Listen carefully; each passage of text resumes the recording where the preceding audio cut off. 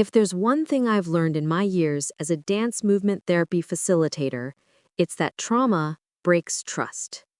It breaks trust in your body, which may have failed to protect you, or may have felt like the source of pain. It breaks trust in other people who may have hurt you or abandoned you. It breaks trust in the world, which no longer feels safe. And perhaps most painfully, it breaks trust in yourself, your instincts, your perceptions, your ability to keep yourself safe. Dance movement therapy helps rebuild all of these trusts, slowly, gently, one movement at a time. When your body becomes the enemy. After trauma, many people feel betrayed by their own bodies. They feel disconnected, as if their body is a stranger or even an enemy. They may hate their body, blame it, or simply ignore it, living from the neck up. This disconnect isn't a choice, it's a survival mechanism.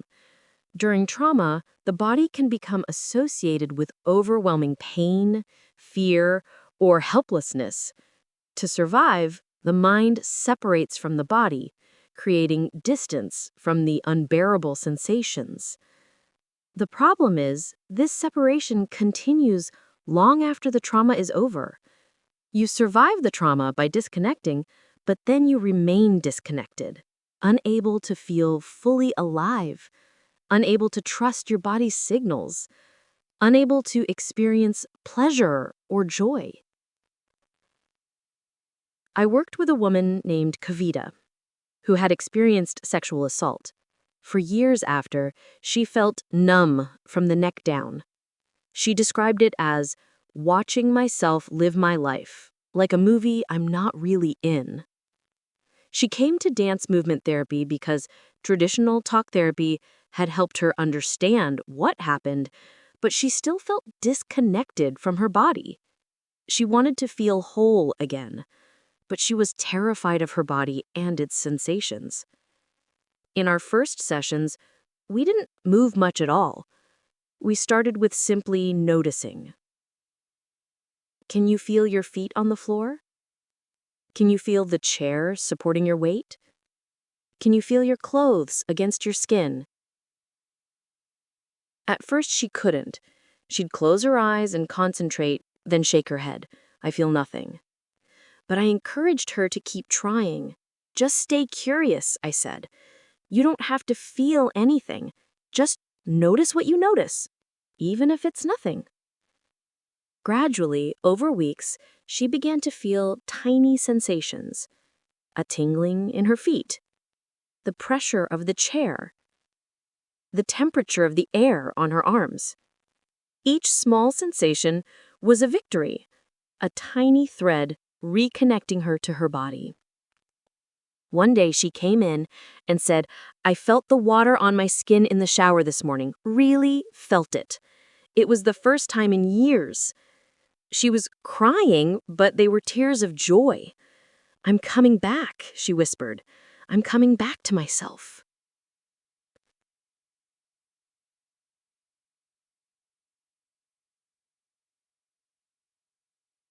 Rebuilding trust in your body's signals. A crucial part of healing from trauma is learning to trust your body's signals again. Trauma often causes people to either ignore their body's warnings or overreact to every sensation, seeing danger where there is none. Dance movement therapy helps you recalibrate this internal alarm system.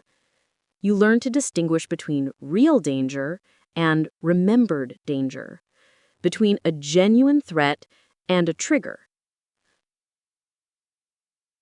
I worked with a man named Rajesh, who had been in a car accident. For months afterward, he couldn't drive without having panic attacks. His body would tense up, his heart would race, he'd break into a sweat.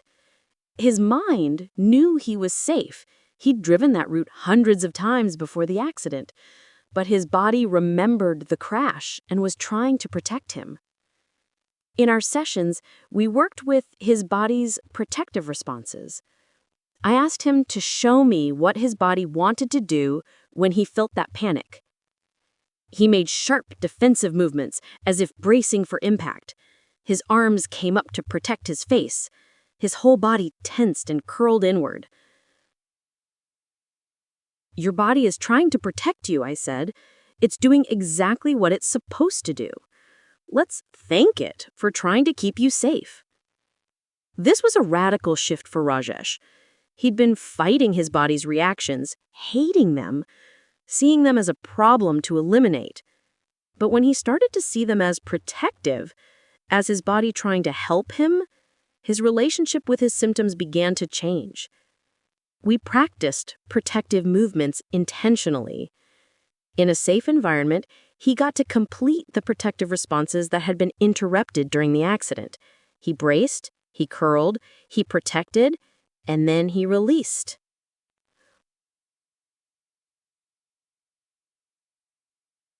Over time, his panic attacks while driving decreased. They didn't disappear completely, but when they happened, he could say to himself, "This is my body remembering. It's trying to protect me. I'm safe now." This awareness helped him stay grounded until the sensation passed. He was rebuilding trust in his body's signals. He learned that his body wasn't betraying him. It was trying to help him, even if the timing was off.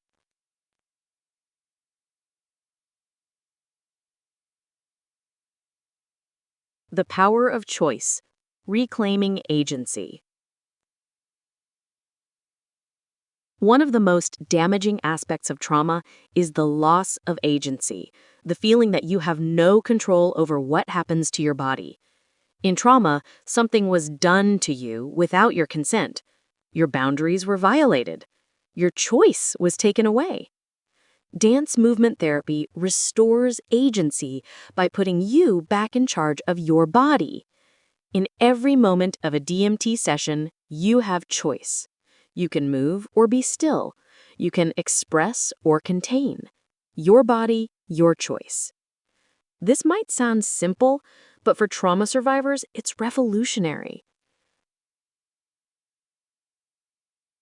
I worked with a woman named Anjali, who had experienced domestic violence.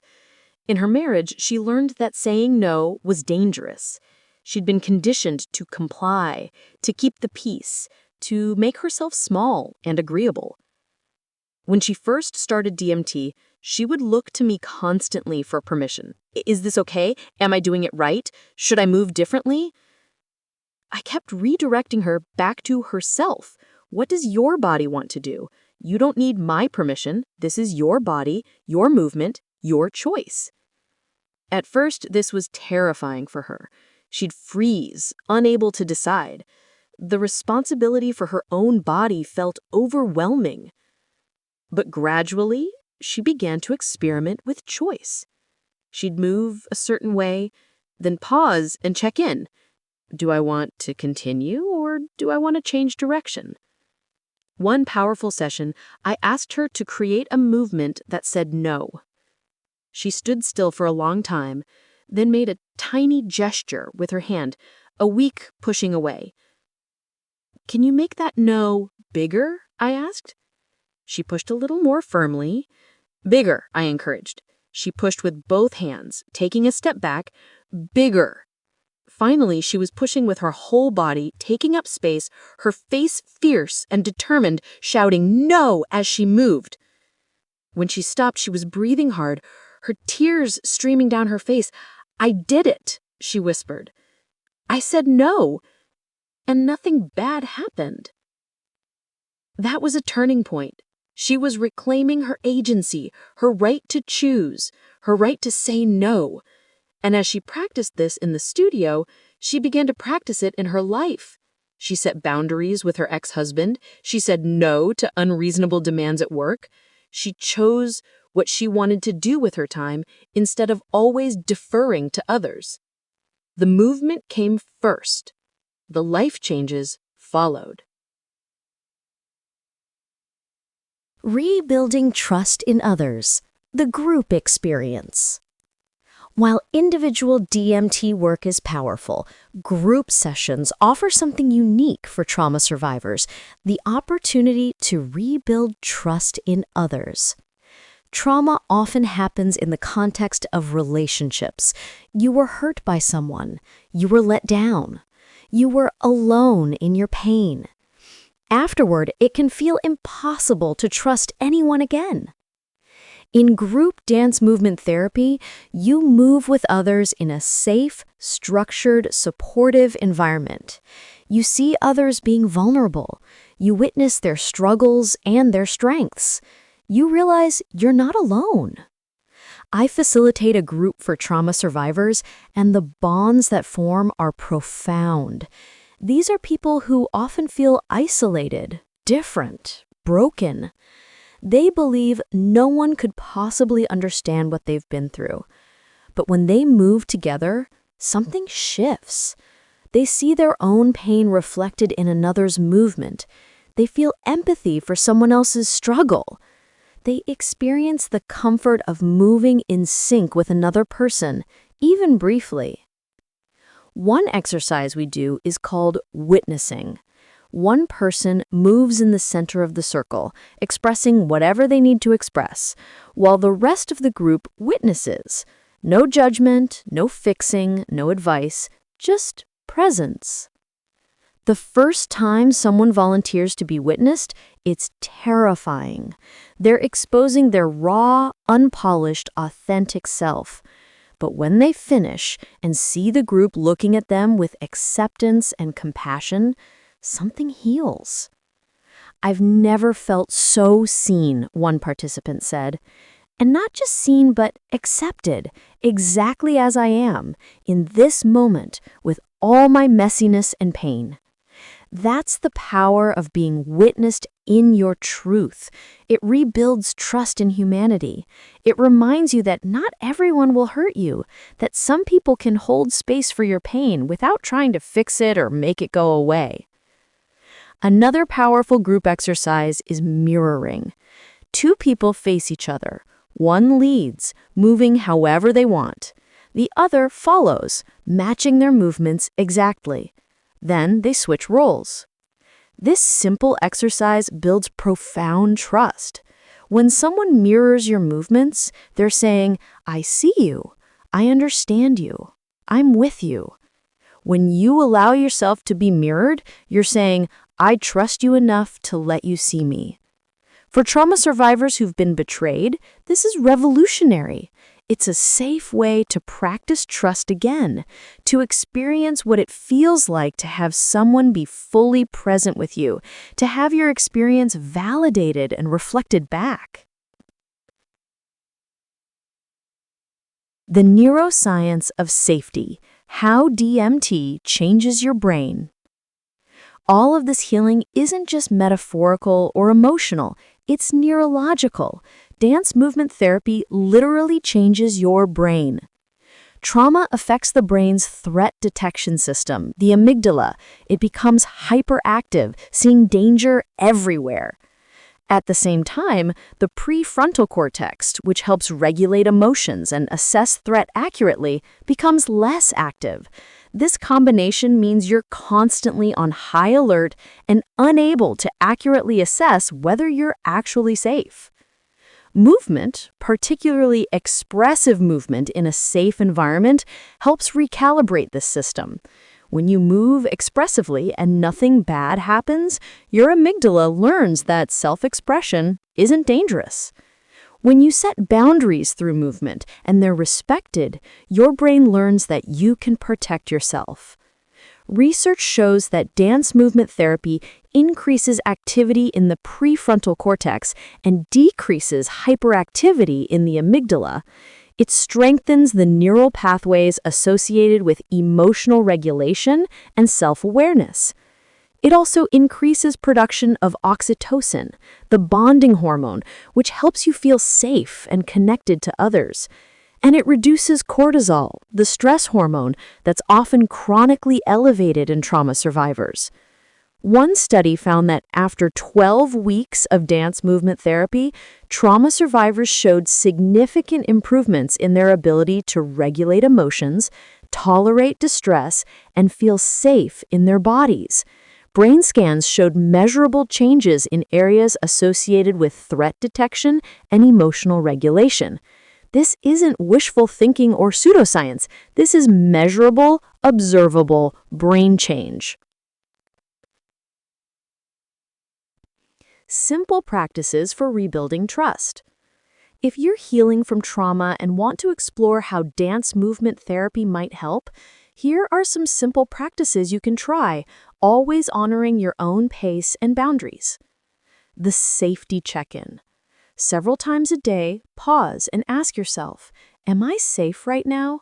In this moment, is there any immediate danger? Look around. Notice your environment. Feel your feet on the ground.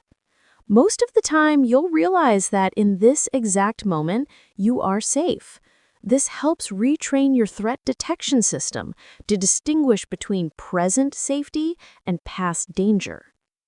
The choice practice. Throughout your day, notice moments of choice. I choose to stand up. I choose to drink water. I choose to stretch.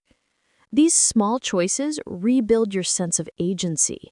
In DMT sessions, we amplify this by making every movement a conscious choice.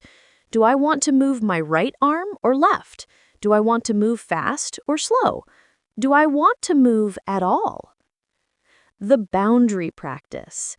Practice setting small boundaries through movement. Use your arms to create a circle around you, defining your personal space. Notice how it feels to have that space. Notice how it feels when you let someone into it. In DMT, we explore boundaries extensively, how to create them, maintain them, and respect others. The self-hug. When you're feeling overwhelmed or disconnected, wrap your arms around yourself in a hug. Sway gently. This simple movement provides comfort and reminds you that you can care for yourself. It's a way of being the safe, nurturing presence that you may not have had during the trauma. The long road, worth every step. Healing from trauma is not linear. It's not quick, it's not easy. There are setbacks, triggers, days when you feel like you've lost all the ground you gained. But dance movement therapy offers something that many other approaches don't. It honors the body's timeline. Your body will heal at its own pace, and you can't rush it. You can only create the conditions for healing: safety, support, patience, and permission to move through it all. I've been working with Kavita, the woman I mentioned at the beginning, for over a year now. Some sessions are profound breakthroughs, others are quiet and difficult, but she's rebuilding trust in her body, trust in others, trust in herself. Recently, she told me, I used to think my body was the place where bad things happened. Now I'm starting to see it as the place where healing happens. That's a huge shift. It is a huge shift, and it's possible for anyone willing to do the work. If you're carrying trauma, if you don't trust your body, if you feel disconnected and alone, please know that healing is possible. Dance movement therapy offers a path back to wholeness, back to trust, back to yourself. Your body remembers what happened, but it also remembers how to heal. It just needs the right conditions, the right support, and the right permission to begin. The dance of healing is waiting, and you don't have to do it alone.